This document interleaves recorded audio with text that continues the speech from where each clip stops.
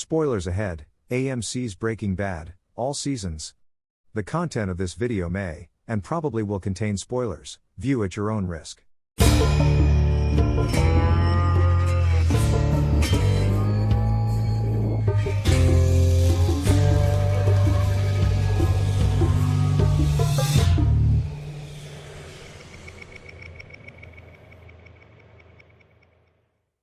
There is a term used in critical analysis of television called emotional realism.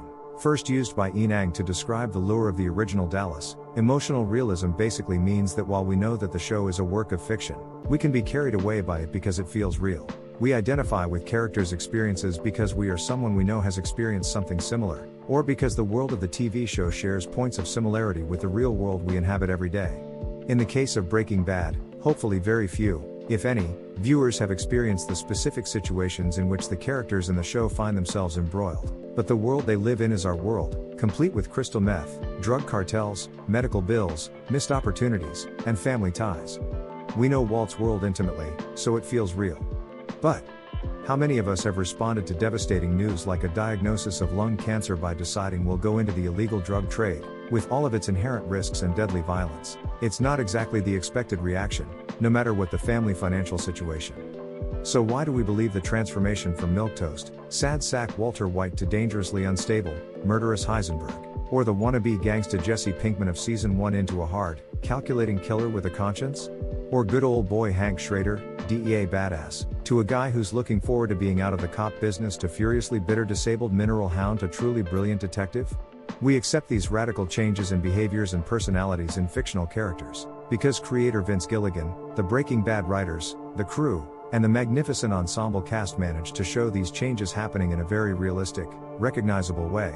This brings us to Dr. Lonnie Athens, the sociologist and criminologist who, in 1995, published his theory of dramatic self-change, which describes the process by which all of us undergo significant and fundamental alterations in the way we view and interact with the world and society, based upon personal experience and social reactions to those experiences. According to Athens, this process is extremely difficult and can take a long time, so it usually only occurs in response to sudden and/or significant changes in our lives or living situations. The unexpected death of a loved one, say, or maybe a diagnosis of terminal lung cancer, or seeing a bunch of people get blown to hell by a booby-trapped severed head on the back of a tortoise. These situations happen to everyone, well, maybe not the tortoise thing, and usually more than once in a lifetime, so they are things with which we are all thoroughly familiar. Athens theorizes that dramatic self-change occurs in 5 stages: fragmentation, provisional unity, praxis, consolidation, and social segregation. Since this type of self-change is one of the central themes in Breaking Bad, we thought we'd look at the process at work in Breaking Bad and its characters, and hopefully shed some light on why it is that we are able to buy Walt's, Jesse's, Hank's, and others' journeys as being real. Each of us has an unconscious collection of what Athens calls phantom companions, which in their simplest form can be thought of as the voices of our experience. This is the reservoir of experience and advice we accumulate throughout our lives and from various social interactions. This includes everything from mom's advice for safely bundling up in cold weather to dad's tips on preparing the perfect steak to what to wear to a funeral. All of the various information we possess that allows us to deal with life as it occurs, accrued through our own experiences, particularly social ones. The first step in dramatic self-change occurs when we experience something so completely outside of our normal frame of reference that no combination of this phantom community allows us to effectively deal with the current situation. When the self is faced with something it is unable to deal with in its present form, it fragments. Whether the experience in question is generally deemed positive, like winning a $250 million lottery, or negative, like losing a limb, the end result fragmentation is traumatic. For Walt, the traumatic event that destroyed his worldview is, of course, his cancer diagnosis. Nothing Walt has ever experienced, no voice from his past or present, has prepared him to deal with this, and he is, in the end, unequipped to handle the situation. Jesse Pinkman's great traumatic moments occur with the death of Jane, and again when he murders Gail in Full Measure. Hank Schrader experiences fragmentation several times during the series. First when he begins to suffer signs of PTSD after shooting Tuco Salamanca, a situation exacerbated by his experiences in Mexico. Then again in the aftermath of his shootout with the Salamanca cousins, and finally as he begins again to dig into the mysterious Heisenberg. For Skyler, fragmentation occurs through 2 separate events. First when she discovers the web of Walt's lies and then with the revelation of what he's actually been up to. For Marie, the pivotal events are Skylar learning about her shoplifting, and Hank's shooting. All of these characters are presented with situations that they are simply unable to navigate successfully using their old selves, the usual collection of experiences and advice. And so they find themselves confused and adrift in strange and frightening circumstances. In the face of such trauma, people begin to create a new phantom community, a new set of advice and theoretical guidelines to deal with the new experience and any similar ones they might encounter in the future. For Walt, this means interpreting the shattering of his world as an opportunity to free himself from all of the constraints he has been operating under for his entire life. From his perspective, if, as his cancer diagnosis suggests, he will die very soon, then there is no reason to play by the rules anymore. The result is the construction of what Athens terms a provisional unity, a new construction of self that the person believes might enable him or her to deal with the new experience. After Jane's death, Jesse decides that he is the bad guy. And after shooting Gail, it is not until Mike takes him under his wing that Jesse begins to construct his provisional unity as a loyal henchman and real gangster. Hank eventually finds new hope in a life with Marie outside of the DEA, and reconstructs himself again after his shooting by returning to the core of police work, investigation. Skylar chooses to deal herself into Walt's criminal enterprises, trying to refashion herself as a criminal strategist. Marie responds to Hank's shooting by becoming the completely devoted, loving, and self-sacrificing wife. All of these are what might be called working hypotheses of how to deal with the changed world, and all of them are very provisional until they are tested in the world through Athens's next step, praxis. After constructing a new, provisional self, a person has to try that self out in the real world by attempting to use the newly formed ideas and advice to deal with the same or similar situations that had caused the fragmentation to begin with. Walt starts cooking meth and becomes an increasingly violent actor in the drug world. Jesse attempts to become a stone-cold dealer who doesn't care about anyone, including himself. Hank dives into mineral collection and cataloging. Skylar embarks on detailed story making for her and Walt, and near-obsessive plans for laundering Walt's money. Marie puts on a smile and pretends Hank's anger and bitterness towards her doesn't hurt. In each case, the characters are trying out the new selves they have put together in order to deal with the changed world they find themselves in. This doesn't always work well, or at all. Walt discovers that it's not as simple as making quality meth and selling it for big money, but he's successful enough to muddle through. Jesse can't be the bad guy in the face of Andrea and Brock, and can't continue to not care when he feels needed and necessary. At the same time, however, parts of his bad guy persona work quite well, giving him a hardness and courage he was lacking.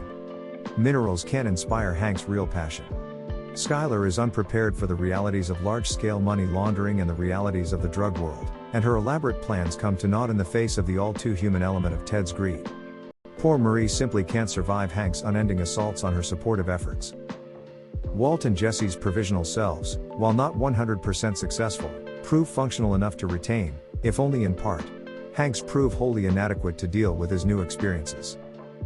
Skylar's and Marie's also fail to provide the means to deal with their new worlds.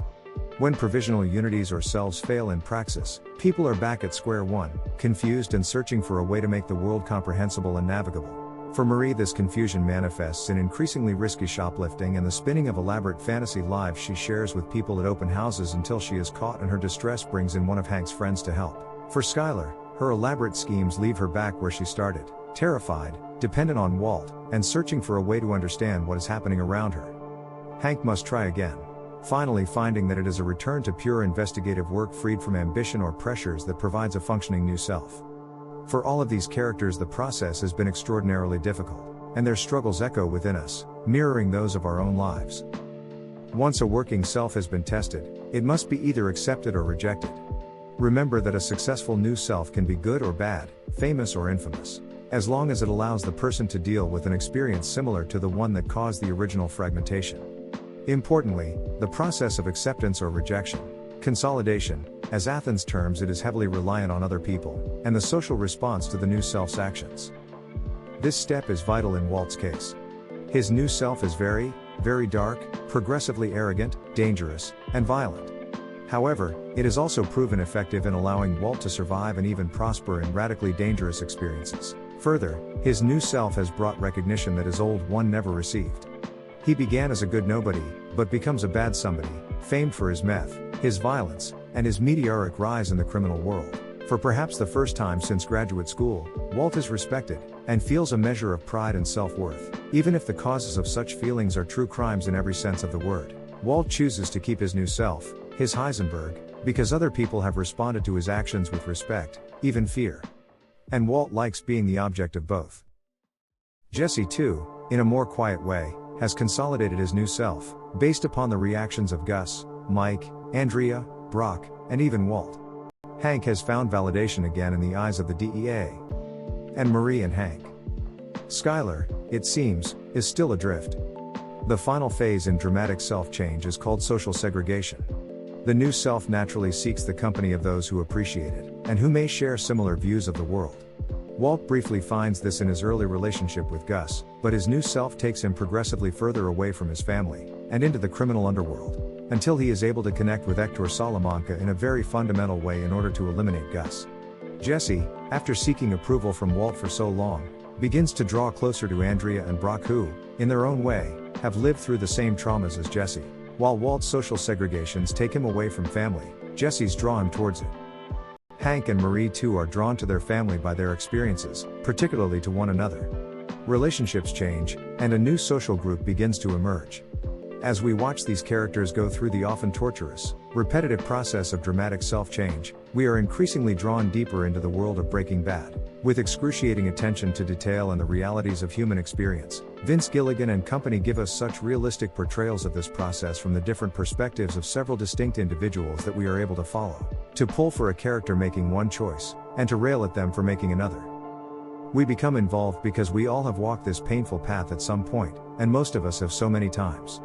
It feels real, and so Walt, Jesse, Hank, Skylar, Marie, and the lives they live also feel real. And that, friends and neighbors, is quality TV.